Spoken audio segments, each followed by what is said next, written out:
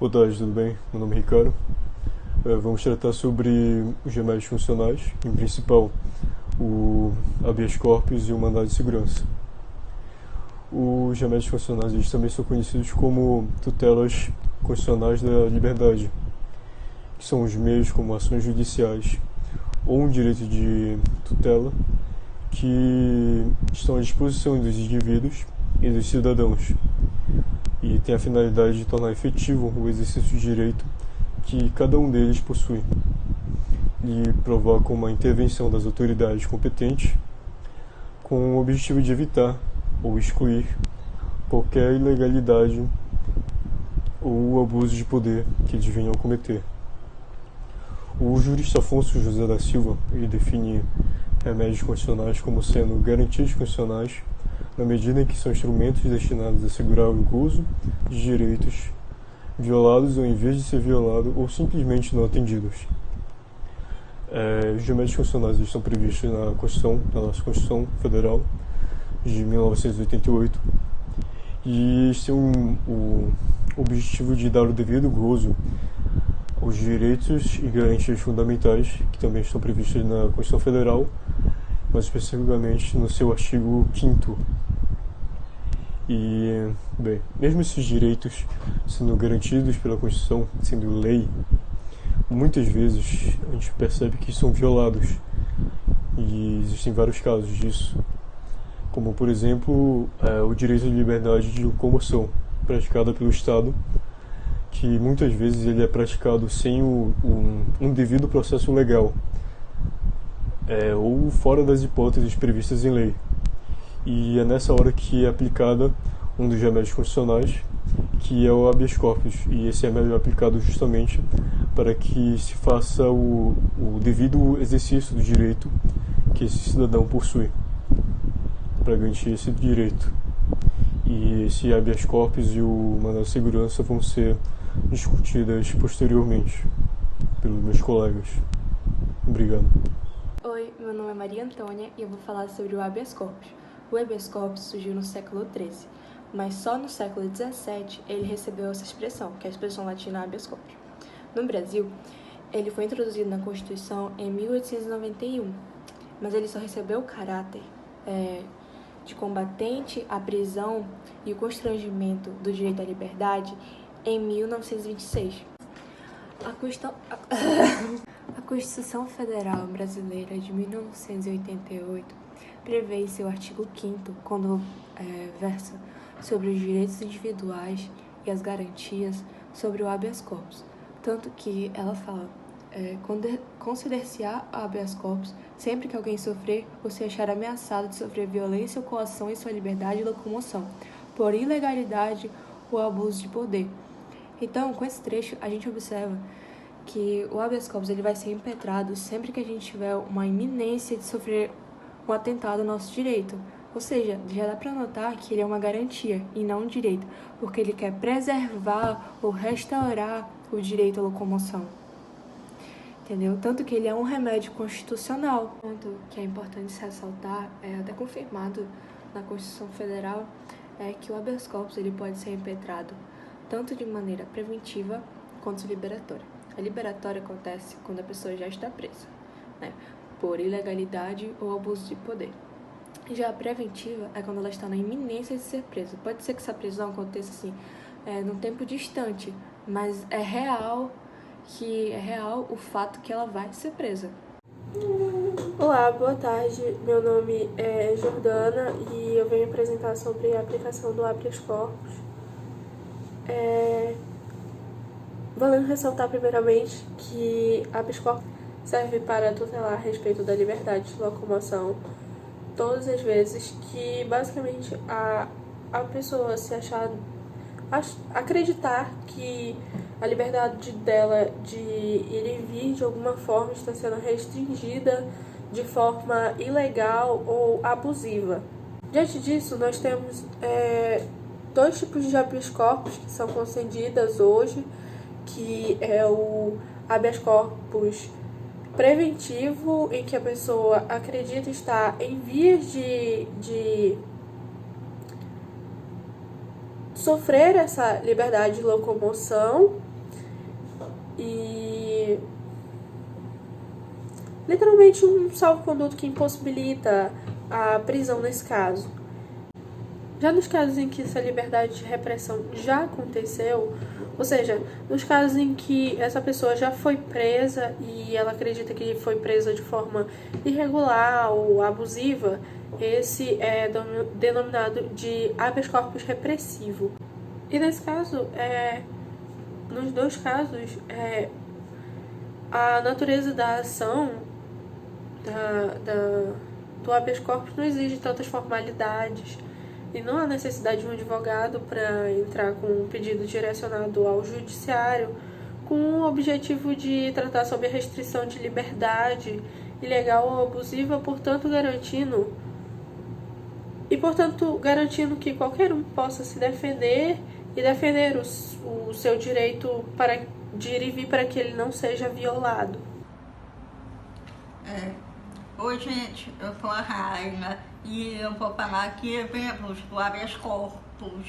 Então, estou dando dois exemplos aqui, um da descriminalização do aborto e o outro do habeas corpus coletivo. Então, eu vou falar primeiro da descriminalização do aborto, tá?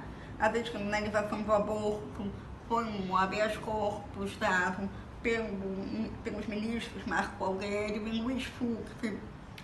Em novembro de 2016, o habeas corpus número 124.306, que afastou a prisão preventiva de médicos e envolvidos, médicos e outros envolvidos no aborto, ou melhor, na interrupção da gravidez. E o segundo exemplo aqui é um exemplo do habeas corpus coletivo que foi concedido para vários detentos pelo relator ministro Lewandowski.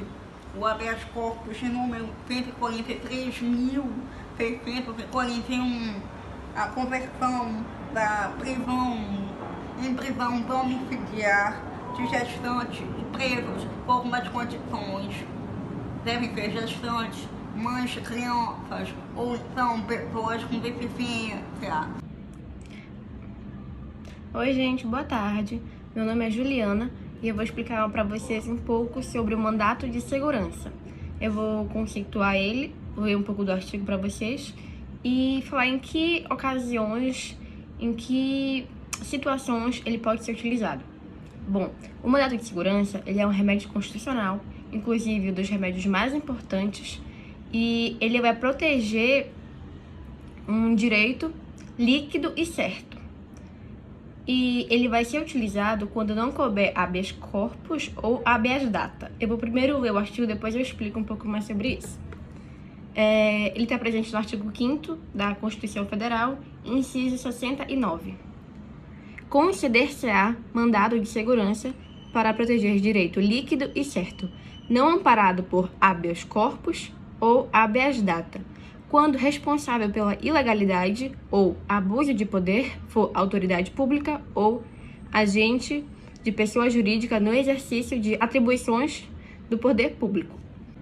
Bom, primeiro eu vou explicar essa parte de quando ele não está amparado pelo habeas corpus e o habeas data. O mandado de segurança ele é um remédio constitucional subsidiário. O que é isso?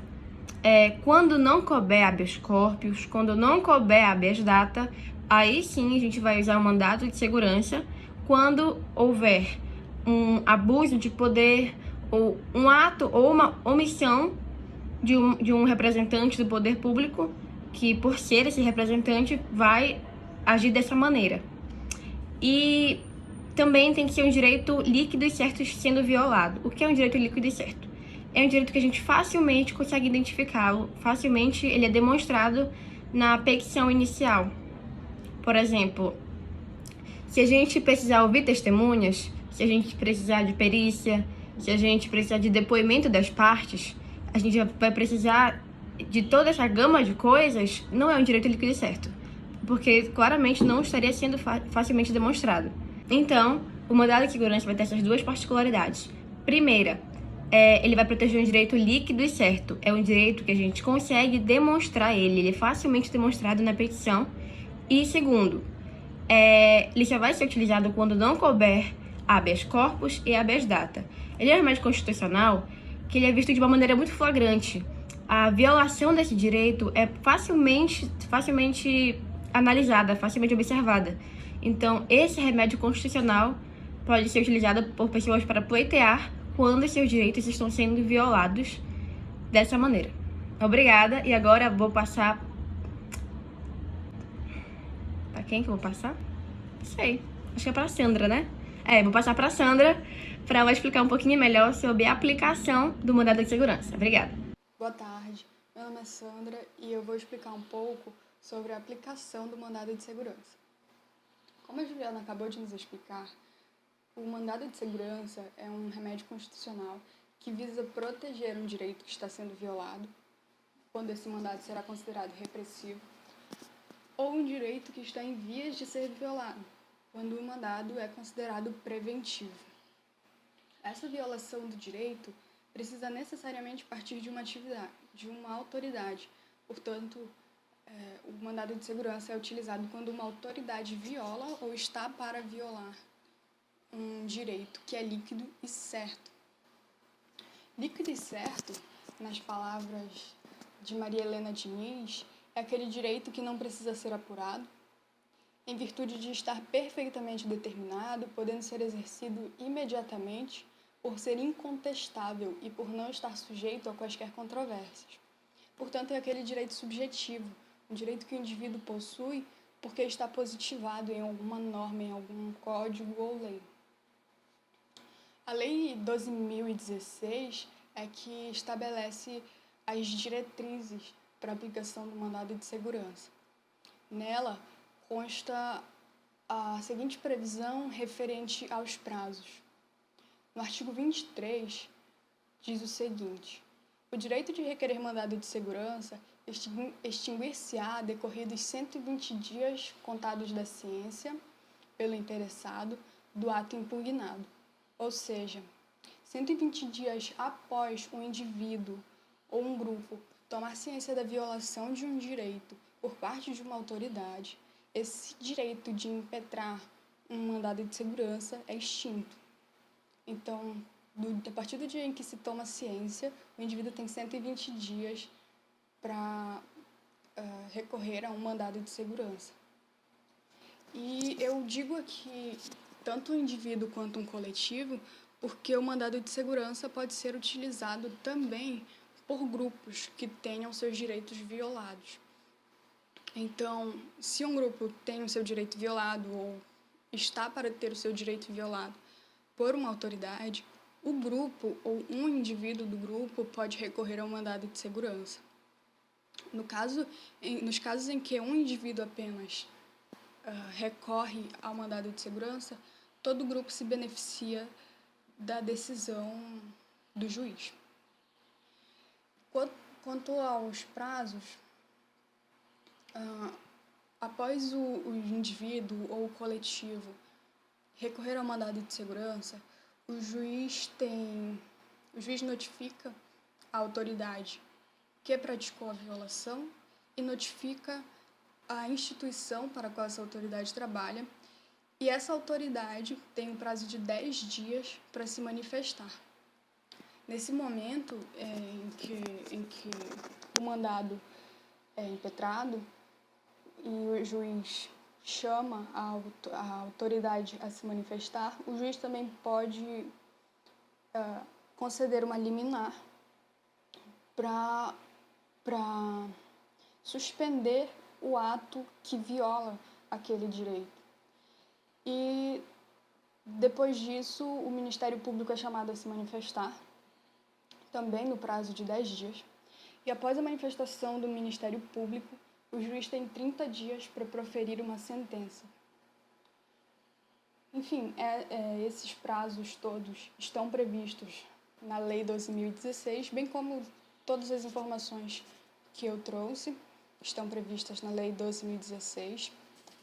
E é muito importante para uma melhor compreensão do mandado de segurança e desse direito que a Lei 2016 seja lida na íntegra, não só porque nós somos futuros profissionais de direito, mas porque nós também somos cidadãos, e enquanto cidadãos nós estamos sujeitos a ter nossos direitos violados. Então é muito interessante que a lei seja lida e compreendida na íntegra por todos nós. Oi gente, boa tarde, meu nome é Tamires e eu vou falar sobre o uso prático do mandado de segurança. Bom, primeiramente é válido falar que o mandado de segurança, ele serve para proteger qualquer indivíduo que se sinta violado ou em ameaça de violação por parte de alguma autoridade pública ou de agente de pessoa jurídica em exercício do poder público. E ele é usado quando esse direito não é abarcado nem pelo habeas corpus e nem pelo habeas data.